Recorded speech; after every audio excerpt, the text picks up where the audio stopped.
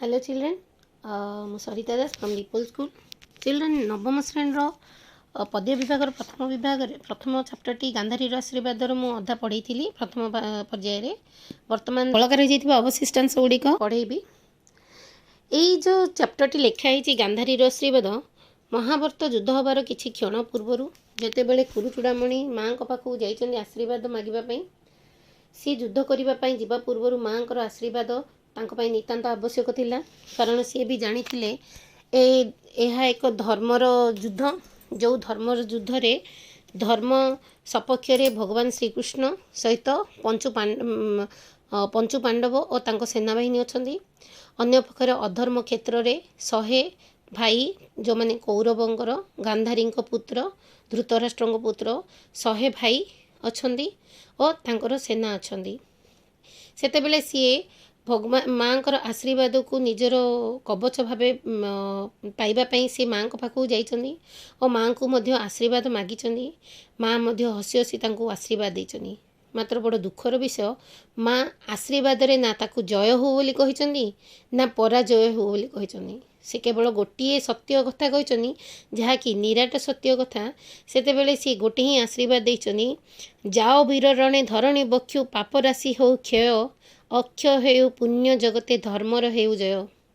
ଯାଅ ବୀର ରଣେ, ହେ ବୀର ପୁରୁଷ, ହେ ବୀରପୁତ୍ର, ହେ ମୋର ବୀରପୁତ୍ର, ହେ କୌରବ ରାଷ୍ଟ୍ରର ଚୂଡ଼ାମଣି, ଯାଅ ଯୁଦ୍ଧକ୍ଷେତ୍ରକୁ ଯାଅ, ଯୁଦ୍ଧ କର ଓ ଏ ପୃଥିବୀ ପୃଷ୍ଠରୁ ପାପ ରାଶିକୁ କ୍ଷୟ କର।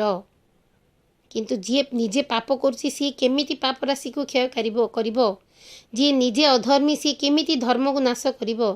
ଯିଏ ନିଜେ ଅଧର୍ମ ରାସ୍ତାରେ ଦୌଡ଼ୁଛି ସିଏ କେମିତି ଧର୍ମକୁ ନଷ୍ଟ କରିପାରିବ? ଯିଏ ନିଜେ ଅଧର୍ମରେ ଅଛି ସିଏ କେମିତି ନିଜେ ଅଧର୍ମକୁ ନଷ୍ଟ କରିପାରିବ? ତେଣୁକରି ମାଆଙ୍କର ଆଶୀର୍ବାଦଟି ତାଙ୍କ ଛାତି, ତାଙ୍କ ମନ, ତାଙ୍କ ଦେହକୁ ଦୋହଲେଇ ଦେଇଥିଲା। ସେ କିଛି କ୍ଷଣ ପାଇଁ ଆବାକ୍ ହୋଇଯାଇଥିଲେ ଓ ଗାନ୍ଧାରୀ ଖୁସିରେ ପ୍ରସ୍ଫୁଲ୍ଲିତ ହୋଇ ତାଙ୍କ ଶରୀରରେ ଏକ ଜ୍ୟୋତି ବାହାରୁଥିଲା, ଯେଉଁ ଜ୍ୟୋତିରେ ସିଏ ଆଭାସ ଦେଉଥିଲେ ଯେ ଏ ପୃଥିବୀ ପୃଷ୍ଠରୁ ଅଧର୍ମ ନିଶ୍ଚୟ କ୍ଷୟ ହୋଇଯିବ ଆଉ ଧର୍ମର ହିଁ ସ୍ଥାପନା ହେବ। ମାଆଙ୍କର ଏଇଭଳି ଆଶୀର୍ବାଦ ଶୁଣି ଯୁଧିଷ୍ଠିର ଭୀତି ପରମାଦ ଅର୍ଥ ବିପଦ ମାନେ ମୃତ୍ୟୁର ଦିନ ପାଖେଇ ଆସୁଛି ବୋଲି ଭାବି ସେ କମ୍ପିତ ହୋଇଥିଲେ, ସେ ଭୟଭୀତ ହୋଇଯାଇଥିଲେ। ସେ ଜାଣିସାରିଥିଲେ ଯେ ଏ ମହାଭାରତ ଯୁଦ୍ଧରେ କେବଳ ଧର୍ମର ହିଁ ଜୟ ହେବ। ବୁଝିପାରିଲ? ଚାଲ ମୁଁ ଆଗକୁ ପଢ଼େଇବି। ସତକେ ପୁତ୍ର ନୁହେଁ ଖାଲି ମୋର ନୁହେଁ ବତ୍ସ ଜଣେ, ସର୍ବେ ମୋହର ପ୍ରିୟ ସନ୍ତାନ ଆଜି ଏ ଧର୍ମ ରଣେ। ସତକେ ଗାନ୍ଧାରୀ ଏଇଠି କହୁଛନ୍ତି, ଯାଅ ପୁତ୍ର, ଯାଅ ବୀରପୁତ୍ର, ଯାଅ ଯୁଦ୍ଧ କର, ଯୁଦ୍ଧ କରି ଏ ପୃଥିବୀ ପୃଷ୍ଠରୁ ଧର୍ମ ରାଶି ତମେ ଯୁଦ୍ଧ କର, ପଞ୍ଚୁ ପାଣ୍ଡବ ଯୁଦ୍ଧ କରନ୍ତୁ, ଯିଏ ଯୁଦ୍ଧ କରୁଛ କର, ମାତ୍ର ଗୋଟିଏ ଜିନିଷର ଜୟ ହେବ, ଯାହା ହେଉଛି ଧର୍ମ ଆଉ ସତ୍ୟ। ସତକ ପୁତ୍ରେ ନାହିଁ ଖାଲି ମୋର ନୁହଁଇ ବତ୍ସ ଜଣେ। ଏଠି ଗାନ୍ଧାରୀ କହୁଛନ୍ତି ତାଙ୍କ ପୁତ୍ରକୁ, କେବଳ ମୋର 100 ପୁଅ ନୁହନ୍ତି, ନୁହେଁ ଖାଲି ମୋର ଜଣେ, ମୋର କିଏ ଜଣେ କି ପୁତ୍ର ନୁହେଁ, ମୁଁ କେବଳ 100ଟି ପୁତ୍ର ଜନ୍ମ କରିଛନ୍ତି। ଚିଲ୍ଡ୍ରେନ୍, ମୁଁ ଏଠି ତୁମକୁ କହିଦେଉଛି, ଗାନ୍ଧାରୀଙ୍କର 100ଟି ପୁତ୍ର ଓ ସହିତ ଗୋଟିଏ କନ୍ୟା ଥିଲେ। 100 ଭାଇ ସହିତ ଗୋଟିଏ କନ୍ୟା ସନ୍ତାନ ମଧ୍ୟ ତାଙ୍କର ଥିଲା ଓ ପଞ୍ଚୁ ପାଣ୍ଡବଙ୍କର ମା କୁନ୍ତି ଥିଲେ। କୁନ୍ତୀଙ୍କର 3ଟି ପୁତ୍ର, ଯିଏକି ଯୁଧିଷ୍ଠିର, ଅର୍ଜୁନ, ଭୀମ ଥିଲେ ଓ ପଞ୍ଚୁଙ୍କର ଦ୍ୱିତୀୟ ସ୍ତ୍ରୀ ଯାଙ୍କ ନାଁ ହେଉଛି ମାଦ୍ରୀ, ତାଙ୍କର 2ଟି ପୁତ୍ର ନକୁଳ ଓ ସହଦେବ ଥିଲେ। ହେଲେ ଏଠି ମା କହୁଛନ୍ତି କେବଳ 100 ପୁତ୍ରର ମୁଁ ମା ନୁହଁ। ଗାନ୍ଧାରୀ କହୁଛନ୍ତି ସତକେ ପୁତ୍ର ନୁହେଁ ଖାଲି ମୋର ନୁହଁଇ ବତ୍ସ ଜଣେ, ମୋର ଗୋଟିଏ ପୁଅ ନୁହଁ କି ମୁଁ ଏ ସମସ୍ତ କି 100ଟି ପୁତ୍ର ନୁହଁ। ସର୍ବେ ମୋର ପ୍ରିୟ ସନ୍ତାନ ଆଜି ଏ ଧର୍ମ ରଣେ। ଏ ଧର୍ମ କ୍ଷେତ୍ରରେ, ଏ ଧର୍ମ ମହାଭାରତ ଯୁଦ୍ଧରେ ଯେଉଁ ସମସ୍ତେ ଯୁଦ୍ଧ କରିବାକୁ ଯାଇଛନ୍ତି ସମସ୍ତେ ହେଉଛନ୍ତି ମୋର ପୁତ୍ର। ମୁଁ ଏ ସମସ୍ତଙ୍କର ମା ଅଟେ। କାରଣ ମୁଁ କେବଳ ଏ ହସ୍ତିନାପୁରର ରାଣୀ। ଯଦି ମୁଁ ଏ ହସ୍ତିନାପୁରର ରାଣୀ, ତାହେଲେ ଏ ହସ୍ତିନାପୁରରେ ବସବାସ କରୁଥିବା ସମସ୍ତ ସୈନ୍ୟମାନଙ୍କର ମୁଁ ମା ଅଟେ। ତେଣୁକରି ମୁଁ ମୋ ମା ହୋଇ ମଧ୍ୟ ମୁଁ କେବେ ମଧ୍ୟ ମୋ ପିଲାକୁ, ମୋ ସନ୍ତାନମାନଙ୍କୁ ଖରାପ ରାସ୍ତା ଦେଖେଇବି ନାହିଁ। ତେଣୁକରି ମୁଁ ଚାହୁଁଛି ए धर्म क्षेत्र रे ए धर्म युद्ध रे धर्मर जय हेउ। भीम अर्जुन धर्मनंदन केही नुहे मोर आन, पांडव सेना कुरु सेना वीर मठारे सबु समान। केही मध्य तमे जिमिति सतपुत्र 100 भाई मोर निजर पुत्र, सेमिति सेमाने माने मध्य मोर पुत्र, पंडुंकर पुत्र माने मध्य मोर पुत्र अटंती। पांडव सेना कुरु सेना वर सब मठारे सबु समाने समान। माने माँ एठी आशीर्वाद दे कहउछनी तू भाबुचु मु कौरव मानकर माँ, तेणुकरी मु केवल तम आशीर्वाद देबी नुह। मो पाई कौरव मानक सेना जेतिकी तुल्य से पांडव मानक सेना मध्य सेतिकी ही समान। से माने दुई जण माने पंचुंकर सेना पाई जदि सेमानक देहरु जदि रक्त बहिबो ताहाले मो आखिरु मध्य लौह बहिबो, जदि कौरव सेना देहरु रक्त बहिले मध्य मो आखिरु लौह बहिबो। बक्ष नगाड़ी रुधिर देला जे सतपुत्रर ढाली, सबु जननीर अंतर से कि नपारे हृदय भाली। एठी तापरे कौन है जेते बेले माँ ए प्रकार कहते अर्जुनर मृत्यु माने मते जी कष्ट हेब, दुर्योधनर मृत्यु सेतिकी ही कष्ट हेब। से समय दुर्योधन माँ मुह को आबा कही अनै रही आउ आबा कहीकि से मने मने भावुचनी बक्षु निगाड़ी रुधिर देला जे, बक्ष निगाड़ी छाती को निगाड़ी जो माँ जन्म करी निजर क्षीर प्रदान करी 100 पुत्र को बड़ कला, आज से युद्ध क्षेत्र को पठेकरी माँ केमिति ता माने जार रक्त मांस हाड़ू 100 पुत्र जन्म हो 100 पुत्र युद्ध करिया जाउछनी, सी शत्रुर पिला मानक विषय चिंता करुची। ए की प्रकार मांस हाड़े गठन होइछनी ये बोली सी भावुचनी। निजर 100 पुत्र विषय जी न भावी पृथ्वी सारार पुत्र, पृथ्वी सारार सैन्य और शत्रुर वेदना को मध्य बुझी पारछनी ये की प्रकार जननी, ये की प्रकार हृदय तांको पाखरे अछि, से को मांस हाड़े गड़ा, से को प्रकार वेदना तांको देह भितरे सी पाली पारुछनी बोली एठी दुर्योधन भावुचंदी। बक्ष निगाड़ी रुधिर देला जे सतपुत्र रे ढाली, सतपुत्र रे ढाली सतपुत्र को रक्त देई रक्त मांस हाड़ दे जी जन्म कला। सबु जननीर अंतर से के नपारे हृदय भाली, सबु जननी भली से केमिति माने भाभी पारु नाहंती, सबु जननी भली से काहेकि भाबु नाहंती, काहेकि सीए सब सर्व जननी मानक ठारु उच्चरे अवस्थित, काहेकि से समस्तंको ए पृथ्वी देशर सैन्य मानक निजर पुत्र बोली भाबिचनी, शत्रु को मध्य निज पुत्र बोली भाबी तांको पई वेदना कष्ट पाउचंदी बोली एठी दुर्योधन कहचंदी।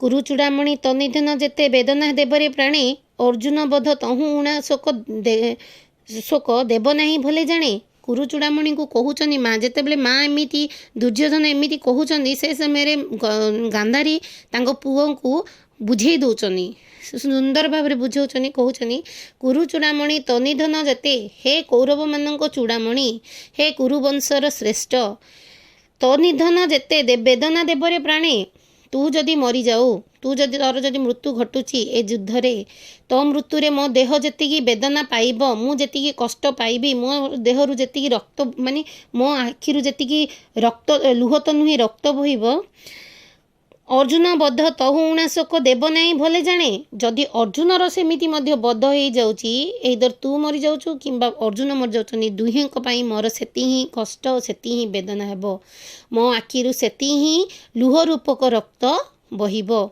मो शरीर केवल तो पई कांदिबो नाही, मो आखिरु केवल तो पई लुह गड़िबो नाही। जदि अर्जुनर भी बध होउची ताहले मो अर्जुन पई मध्य सेतिकी ही मन दुख करिबी, मो लुह मो शरीररु सेति ही मो आखिरु सेति ही रक्त बहिबो। जाओ वीररणे देउछि मेलाणी नकर दुख भय, अक्ष हेउ पुण्य जगते धर्मर हेउ जय। जाओ वीररणे, हे वीर मु तते माने ते आशीर्वाद करुची, तू रण क्षेत्र को जाओ। देउछि मेलाणी, मेलाणी माने मु विदाय दउछि। जाओ वीररणे देउछि मेलाणी नकर दुख भय, किछि दुख भय करनी। तो तू जदि सत्य रास्तार अछु भय करियार कौन अछि, कि दुख करिवार किछि नहीं जे मु तते पराजय हुओ कि माने विजय हुओ बोली मु आशीर्वाद देनी बोली, कि मु पराजय हो बोली भी तो कहनी ना, माने माँ कहते मु तते विजय बोली मु आशीर्वाद देनी, तू भावे ना मु तते पराजय हो बोली भी कही नहीं। अक्ष हेउ पुण्य जगते, अक्ष हेउ जहा केबे भी क्षय हेउ नाहु, केबे भी न सरू, अक्ष हेउ पुण्य जगते धर्मर हेउ जाओ। ए धर्मर मु चाहूँ मु तते आशीर्वाद करुच्ची पृथ्वी पृष्ठ रे जेते समय पर्यंत धर्म अच्छी तार ही जय हेउ। सेतेबेले दुर्योधन माँ को सामने कौन कहते शुण, धन्य जननी धन्य हिया कि गठित कि उपादाने विश्व सहस्र संतान लगे वेदना गले प्राणी। धन्य जननी हे माँ तू धन्य अटू, 100 पुत्र को जन्म करचु मात्र तू 100 पुत्र नुह ए कोटि विश्वर राणी बोली बोली ए कोटि ब्रह्मांडर तू माता भली तू आशीर्वाद मते देलु। धन्य से हिया कि छाती तमे रखिच, तम कि हृदय तमर जो हृदय रे तमे निज पुत्र संतान अपेक्षा परपुत्र पई तमे तम देहरे वेदना प्रस्फुटित हेउछि। गठित कि उपादान तुमे कि उपादान गठन हेइछ, कौ मांस हाड़ तम शरीर अच्छी जे निज पुत्रर मृत्यु भी तुमको बाधु नहीं। विश्व सहस्र संतान लगी विश्वर सहस्र ए सहस्र कोटि कोटि संतान पाई तमे वेदना माने तम आखिरु लुह बारुची, तमे एमिति को प्रकार मांस हाड़े गठित हेइछ माँ जे तुम 100 पुत्र पाई तुमे चिंता न करी सहस्र ब्रह्मांड विषय चिंता करछ, जो थिरे कि अधा आमर अन्य पक्षरे शत्रु अछनी, शत्रु पाई तुमे वेदना पाउछ। सेतेबेले माँ कौन कहछनी, जय हुओ बोली आपणा पुत्रे मुख नु तापरे सेतेबेले कौन है सी युद्ध क्षेत्र को जीवाई पूरा प्रस्तुत हो जाइछनी कुर चूड़ामणि। फिर भी तांको माँ को पाटिरु ना जय हो बोली कौनसी आशीर्वाद बाहरला ना पराजय हो बोली कौनसी अभिशाप बाहरला। से कौन कहछन देखो, जय हुओ बोली आपणा पुत्रे मुख नु फुटिला बाणी, सतपुत्रर जननी होई से कोटि विश्वर राणी। एठी जाओ पुत्र तुमे जय हुओ किंबा तुमे पराजय हो बोली गांधारी कौनसी आशीर्वाद कले नहीं। आशीर्वाद तांकर एहिया थिला जे धर्म ए पृथ्वी पृष्ठरू यही महाभारत युद्ध रे ए धर्म युद्ध रे केवल धर्मर ही जय हेउ अधर्मर क्षय हेउ। सतपुत्रर जननी होई से 100टी पुत्रर जननी सीए आउ मात्र सीए जो कार्य कले सेहा कोटि विश्वर राणी। ए पृथ्वी पृष्ठर जेते पुत्र अछनी समस्त मार कार्य सी तुले थिले, तेणु करी तांको कोटि विश्वर राणी बोली कहा जायछि। 100टी पुत्रर माँ हेले मध्य कौन है 100 पुत्रर मृत्यु रे पृथ्वीर कौन सी क्षति हेबनी, किंतु धर्म अधर्मर जदि क्षति धर्मर जदि क्षय हो जाउछि ताहले पृथ्वी पृष्ठर अधर्म बढ़ी बढ़ी जीव, जहाँकि मानव समाज पाई सब बेले खराब हम। तेणुक सी निज पुत्र माने सी भल भाव जान निज पुत्र माने अधर्म क्षेत्र अच्छा, तेणुक धर्म को जय करने अधर्म को पराजय होगाकू ही पड़ो। ताहले अधर्म को पराजय करने 100 पुत्रर बलिदान गांधारी किछि नथिला। सत जननीर अंतर जल आद्र करिछि प्राणे, सतपुत्रर जननी चिते छुई नहीं अभिमाने। सत जननीर कौन है सत जननीर अंतर जल आद्र करिछि प्राणे, कौन करछि जेतेबेले सतपुत्र जननी तांकर आद्र कर दी प्राणी माने माँ जे ए प्रकार आशीर्वाद देला परे कौन है हठात कि ना दुर्योधन महाभारत युद्ध को करने प्रस्थान कर से समय रे सी पुत्र गला परे माँ को हृदय विभोर हो कांदी उठी जे निज पुत्र को से आशीर्वाद दे पारना बोली। सतपुत्रर जननी चिते छुई नहीं अभिमानी, सी 100 पुत्रर माँ होइछंती, कुरुचूड़ा कौरव वंशर श्रेष्ठ माता है मध्य तांको अभिमान छुई पारनी। सी जेमिति एक साधारण माँ भली व्यवहार करिसंदी, आउ निज पुत्र माने अधर्म रे अछंदी बोली से भल भाव जानी, आउ से जानिथिबा सत्वे मध्य सी पुओ को आशीर्वाद करी नाहंती। भीम दुशासर जय पराजय गांधारी नाहे बुझी, सकल समान करी से देखई आज धर्म जुझे। माने भीम दुशासन भीम आ दुशासन भीम होचंदी पंजुंकर पुत्र, पंडुंकर पुत्र, दुशासन होचंदी कौरव मानंकर पुत्र। भीम आ दुशासन जदि एही युद्ध रे दुई जन जा उभयंक पाई पराजय जय पराजय किए जय होबो किए पराजय होबो से बुझी नाहंती। से खाली गोटे जिनस बुझीचंदी धर्मर सदा जय हेउ आउ ए पृथ्वी पृष्ठ रे पुणी थरे धर्मर स्थापना हेउ। सकल समान करी से देखई आजी धर्म जुझे, से समस्त को ए पृथ्वी पृष्ठ रे बसिथिबा समस्त प्राणी को सम्मान भाली देखिचंती। एठी शत्रु को मध्य से सम्मान जदि शत्रु अधर्म अच्छी तांकर विनाश हो, जदि निज पुत्र माने अधर्म अछंती एमानंगर मध्य विनाश हेउ। ଗାନ୍ଧାରୀ ଦେଲା ଜନନୀର ପ୍ରାଣେ ସମହିତ ପରିଚୟ ଅକ୍ଷୟ ହେଉ ପୁଣ୍ୟ ଜଗତେ ଧର୍ମର ହେଉ ଜୟ। ଗାନ୍ଧାରୀ ଦେଲା ଜନନୀର ପ୍ରାଣେ। ଗାନ୍ଧାରୀ କ'ଣ କରିଛନ୍ତି?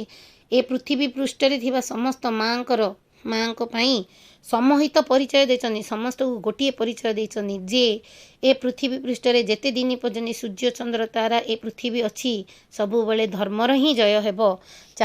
ଚାହେ ସେଥିରେ ମା ଚାହାନ୍ତୁ କିମ୍ବା ନ ଚାହାନ୍ତୁ କୌଣସି ମନୁଷ୍ୟ ଏଠି ଅବଶ୍ୟ ମଣିଷ ଜନ୍ମ ହେଇଛି ନିଶ୍ଚିତ ଦିନେ ତାର ମୃତ୍ୟୁ ହେବ, କିନ୍ତୁ ଧର୍ମର କେବେ ମଧ୍ୟ କ୍ଷୟ ହେବ ନାହିଁ। ଅଧର୍ମ କେବେ ମଧ୍ୟ ଜୟଯୁକ୍ତ ହୋଇପାରିବ ନାହିଁ। ଯେତେବେଳେ ବି ପୃଥିବୀ ପୃଷ୍ଠରେ କୌଣସି ଅନ୍ୟାୟ ଅତ୍ୟାଚାର ବଢ଼ି ବଢ଼ି ଚାଲେ ସେତେବେଳେ ଭଗବାନ କୌଣସି ନା କୌଣସି ଅବତାରରେ ଜନ୍ମଗ୍ରହଣ କରି ପୃଥିବୀର ରକ୍ଷା କରନ୍ତି। ତେଣୁକରି ମା ଏଠି ସେ ଜଣେ 100 ପୁତ୍ରର ମା ହୋଇ ମଧ୍ୟ ସେ ଯେଉଁ କୋଟି ବ୍ରହ୍ମାଣ୍ଡର ବିଶ୍ୱ ରାଣୀ ଭଳି ବ୍ୟବହାର କରିଛନ୍ତି। ତାଙ୍କର ଏହି ମହାନ ପରିଚୟ ଏହି କବିତାରେ ପ୍ରଦର୍ଶନ ଦିଆଯାଇଛି। ମାଙ୍କର ଏତେ ସାଧାରଣ କୁହନ୍ତି ମା ହେଉଛନ୍ତି ଜଣେ କୋମଳମତି। ମାଙ୍କର ଆଶୀର୍ବାଦରେ ଏତେ ତାକତ ଥାଏ ଯିଏକି ଯୁଦ୍ଧକୁ ମଧ୍ୟ ଜୟଯୁକ୍ତ କରିପାରେ। ତେଣୁକରି ଗାନ୍ଧାରୀ ବହୁତ ଭଲ ଭାବରେ ଜାଣିଥିଲେ ଯଦି ଅଧର୍ମର ଯଦି ଜୟ ହୋଇଯାଏ ତାହେଲେ ଧର୍ମ ଏ ପୃଥିବୀ ପୃଷ୍ଠରୁ ସବୁଦିନ ପାଇଁ କ୍ଷୟ ହୋଇଯିବ। ତେଣୁକରି ସେ ତାଙ୍କ ପୁତ୍ରକୁ ଜୟ ହେଉ ବୋଲି ଆଶୀର୍ବାଦ କରିନଥିଲେ। ଆଶା କରେ ଭିଡ଼ିଓଟି ତୁମକୁ ଭଲ ଲାଗିଥିବ। ଘରେ ରୁହ, ସେଫ୍ରେ ରୁହ, ସୁରକ୍ଷିତ ରୁହ। ନେକ୍ସଟ ଭିଡ଼ିଓରେ ମୁଁ ତୁମକୁ ଆର ପ୍ରଶ୍ନ ଉତ୍ତର ଡିସ୍କସନ୍ କରିବି ଆଉ ୱାର୍କ ବୁକ୍ରେ ଦେବି। ଧନ୍ୟବାଦ।